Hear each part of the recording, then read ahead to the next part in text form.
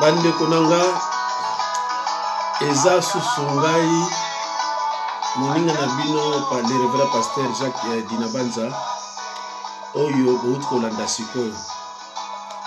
Mais titre eza su yango ngote.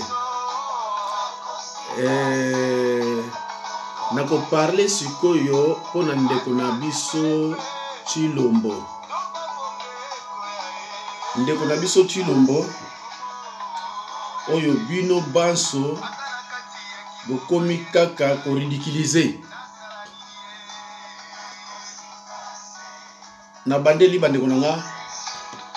Cette fois-ci nazo parler na ndeko oya biso na kombo ya Chilombo oyo bino nyonso mobandi ko ridiculiser na ndenge wa osakana te. Na moni ba analyse ya ba professionnel, na moni ba analyse ya ba non professionnel, mais ba ndeko nanga na regretter makasi ya makasi. Ndeko na regretter makasi ya makasi. Ngonga ikokaki oyo baninga wa biso bapoza Congo, bopoza congolais oyo bazo souffrir na mboka na biso po na mboka. Mais na bato belé bazo ndima bango te. Mais yeba yango ki Kabila lokola ba reconnaître ka ye na communauté internationale, il faut qu'il y ait quand même des opposants.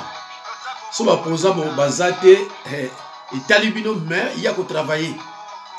En tout cas nazo ko regretter ba raisonnement bato belé na makamba RDC. Soki na sisi oyo je crois na ko reprendre pe muke même les autres milobi kuna ndeko na biso Honoré Mbanda Odombo et puis na bandeko na biso Apareko. Tout ça la ma analyse moko dans l'ensemble. Ndeko beaucoup d'analyse nanga attaque révérend pasteur Jacques Dinabanza. Ndeko bandeko na biso ba kena Genève. Tango ba kena Genève Nzambe otobondelaka a touché mon thème ya ndeko Félix. Ndeko Félix a seulement bête a poni ndeko Fayulu. Alors que Mouto Babengi caméléon, caméra Kabila, les délinquants sexuels, l'imposteur, les Belzéboul, les pères du mensonge, Aragna Simanaye. Ya yeba ki ke soki ndeko Chilombo alekite ye akoko leka. Mais azala kuna surpris abimina 0. Kamere abimina 0. Alors bandeko bolimbisanga parce que naza moi rimé to sokomi na tamoko et baby moke na banzi même so bondi na lati bozo comprendre ka ke to bando kota déjà na hiver. Alors bandeko nanga na balino boye.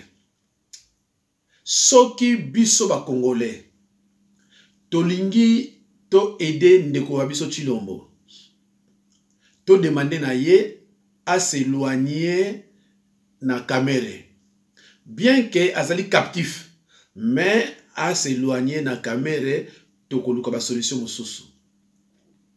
Kamere devant Chilombo, Kamere c'est un professeur. Kamere za mayele mingi niveau ndeko Chilombo za nango. On peut les manipuler facilement avec beaucoup de facilité. Baye bien. Alors, c'est Kamere mutapesaka Chilombo ba idée ya mabe. Lukola to koma un jour na boye. Faut se ramener na ba diplôme comme lamu oye kozala ke ba peso ba tali ba moni yango bien ko ba no français. Ah, ndeko kanisa yi keza ndeko na ye. Lukola ye pe moi sinaza rwandaise. Bazana ba clique na ba bazali ba beau frère. Amoni yango vrai sans kayeba keti sek nani Kamere azo piéger ndeko nangai. Kamere c'est un danger d'ailleurs ayebi ke ngani ngakaite nzambali misanga c'est un danger Kamere wana. Alors ekoki samaki Chilombo a s'engager na biloko wana. Or ke bango bayeba ke soki Chilombo koti na biloko wana suka na yango bako bimisa été mais bako valider bako garder ye na présidentielle ndeko bolanda bien analyse nanga eza analyse musali na nzambe. Alors tant ba garder ye bazui batu mususu ba invalider bango ye ba valider ye parce ba yebi ke bako piéger ye basi ba kangi na mutambo na sena lobila bino mpe kala ndeko na ngai ce qui possibilité ali fina place ba se abonné comme ça soki na bimisi olanda ba analyse na ngai nazana ba ninge belé ba benga ba mi papa ozolo baté biso landa ba analyse na yo tout ça et c'est plus ça biso parce que ba analyse na nga souvent ezala la pena molimo santo. En tout cas bande bolimisa na rime pardon mingi alors bande ko na ngai sikoyo baye komona ke ndeko na biso Tshilombo azali maintenant captif basi bazuye batie penza na mutalaka soko sali oya biso te ok na justice pour faux et usage de faux nalobela bilongo déjà ndeko. Alors tangu bakendaki kuna bango bakanisa ke nzambe ya Congo akufa nzambe ya Congo a prouvé bango le contraire Fayulu aleki de toute façon na suka nango ezalaki soki Fayulu aleki te professeur nani aux États-Unis mtanya koleka donc bango bazaki déjà ba éliminé. Alors tangu baye komona ke Fayulu aleki or que na majorité présidentielle muto bango bangaka esa Fayulu parce que Fayulu bako ko corrompre eti bande kunanga ndebo yoka ko Fayulu azo mbongo Kabila Fayula te ngaza musana nzambe na ebiselo ngeza kalukuta na ebi batu mibale Fayulu na ne mwanda ntsemi batusha mbongo Kabila te batusha yango te ata 1 euro nazo ebisa no vérité bande kunanga bon vous êtes libre hein ba obako linko ndima obako ndima te bon problème ezana ngote. Alors bandeko tant ba moni kuna makambo changer ba obligé siko ndeko na biso Tshilombo a retiré signature na ye eza vouloir na ye te bandeko na nga bo comprendre makambo ndenge zule kana boka na biso eza vouloir na ye te babi il faut retirer caméra tali abindeko na yebisa kiyo il faut retirer bon to retirer en banc tala tam ba retirer on a nani toujours na délicat sexuel wana mutu oyo neti caméra ça mutu moko bani yako disqualifier avant parce que comment quelqu'un oyo okene na élection sexuelle pardon bolimbisa moi ko faire ça souster mutu oyo okene na élection présidentielle force de la délicat sexuel mais c'est pratiquement possible. Donc nous bayebi ke azwa mwasi ya batu ya musicien ya batu et maintenant la base ezo senga mwasi ona ba récupérer ye tala mutande ngwana dinde ko ngai même kuto mboka ngoza ya ba voyou mais pas jusqu'à ce point.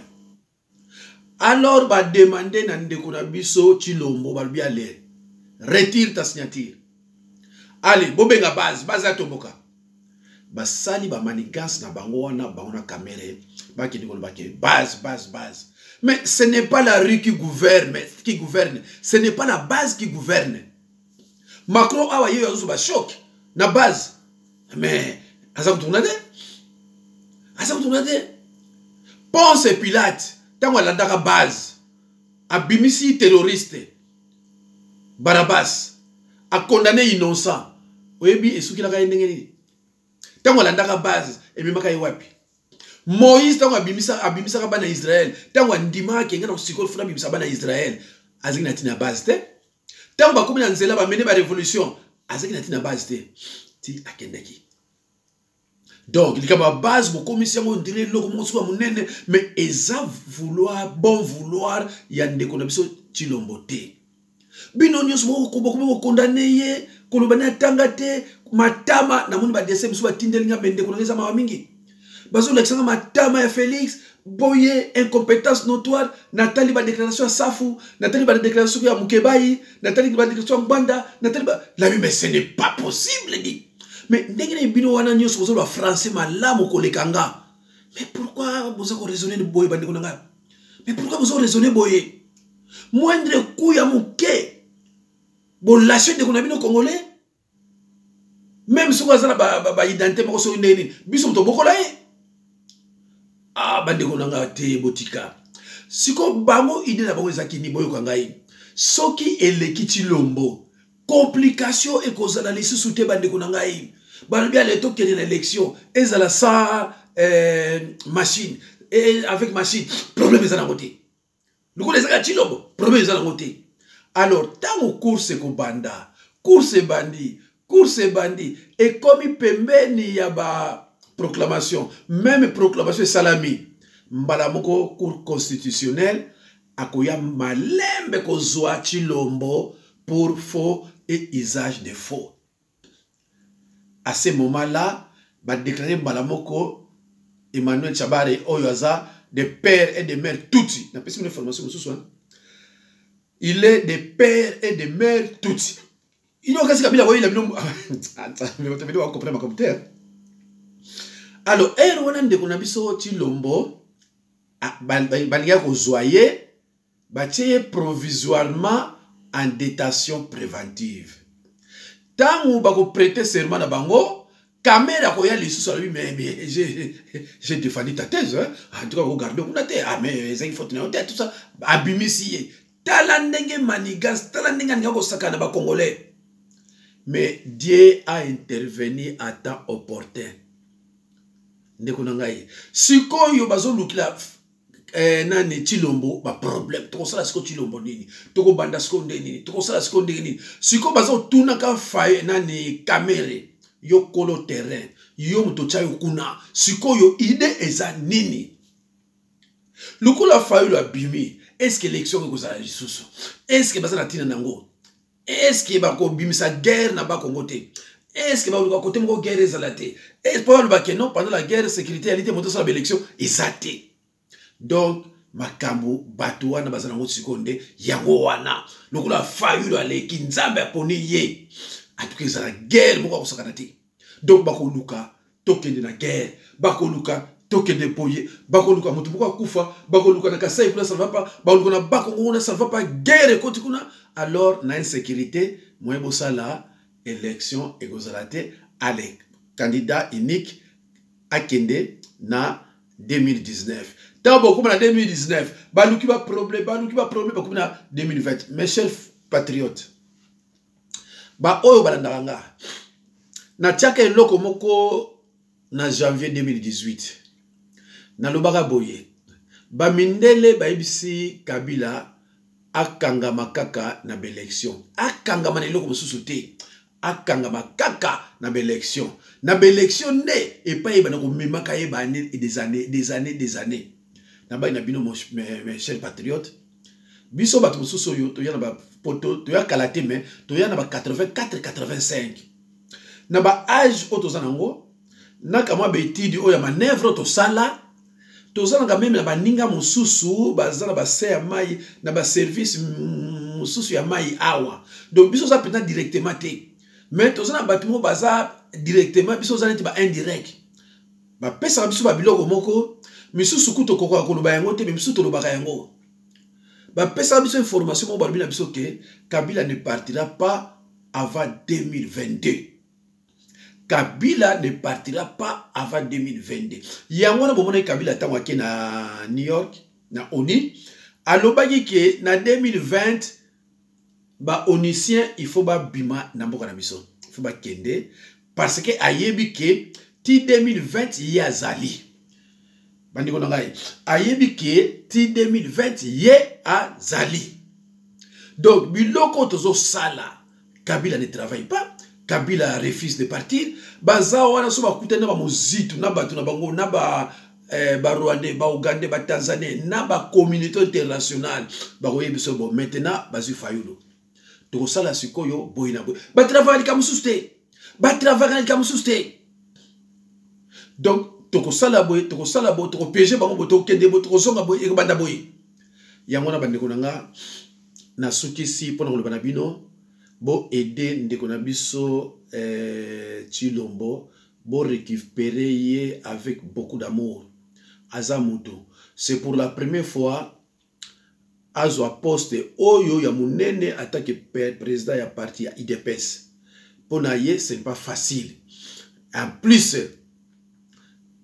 bazako piéger na ndenge moko moyen aninga des arts d'abord na banzi ke boyoka kike akoma kotambola na bamituka na kati ya bamituka ba 150,000 tout ça tala biloko nyonso nyo bazwa ki balabi ke non ye lokola atangi mingi te donc azana moi petit esprit na moi petit esprit wana toko zoyer lokola aza pe na popularité a suka nango kaka yem to robikisa biso parce que suki Shabari aleki Shadari suka aleki po ngaza tina été alors Kabila ko zane premier ministre soit premier ministre te a chef d'état-major.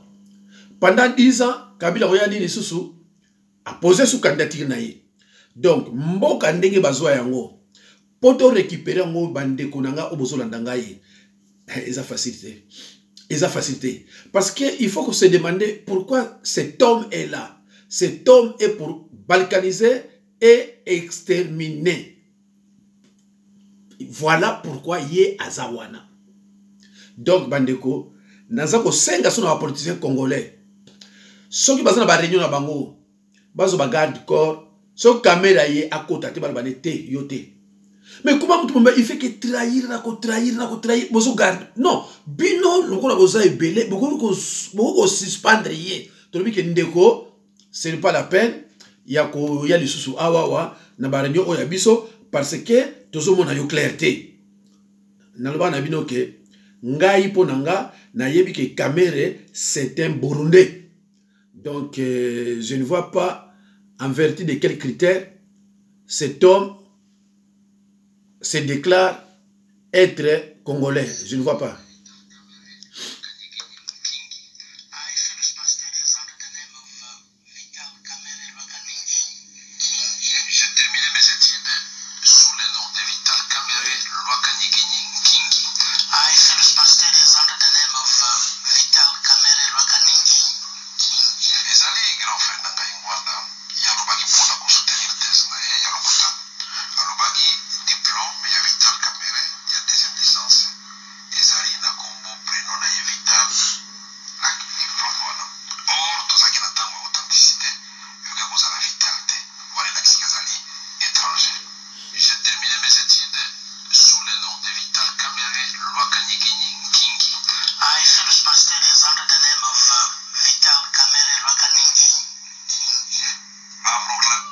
Bandeko, na banzi ngai te mtala lubiango.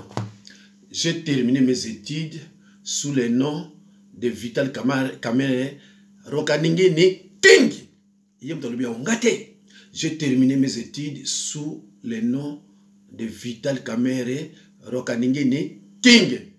Sikoyo Rokaningini King ekinawa. Rokaningini King ekenda wapi. Merci. Bandeko, Nasukisi, reprenons notre frère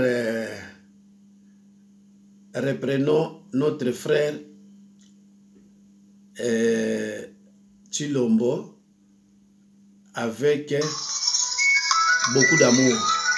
Pour reprendre Bandeko Nangai. Na sengi bino bolimbisi attaque Moussa Nzambe. Pour reprendre Ndeko Nabiso Chilombo. Asali oya kwa kusala. Mais il est captif et pas la majorité présidentielle. Donc, puisqu'il est captif et pas la majorité présidentielle, tu comprends rien. Tu connais ce musikate. Alors, bandeko ngai, nzamba pambola bino, ezalaki ngai wa bino le révérend pasteur Jacques Dinabanza, natiki bino na kombo na Yesu. Na banzi prochainement bon monanga na sa intervention moko na reprendre le président de la Pareco Honoré Mbanda na président CDDP na bandeko nanga ya Pareco. Merci nzamba pambola bino na komona Yesu. Au revoir.